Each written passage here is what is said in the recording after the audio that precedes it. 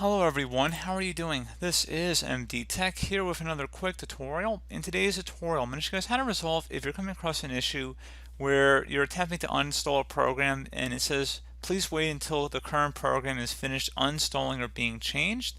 So honestly, in most cases you just want to wait it out. This would occur if you're trying to uninstall multiple programs at the same time, or perhaps you're trying to uninstall the same program twice and you're coming across this message. So honestly, the best advice would be just give it some time to uninstall, give it a couple minutes. You can also try restarting your computer, and then once your computer restarts, then you can go ahead and just try and uninstall the application again. So again, that's pretty much it, guys. Really not much to talk about for this error, and that should be about it. So as always, thank you guys for watching this brief tutorial. Do hope that I was able to help you out, and I do look forward to catching you all in the next tutorial. Goodbye.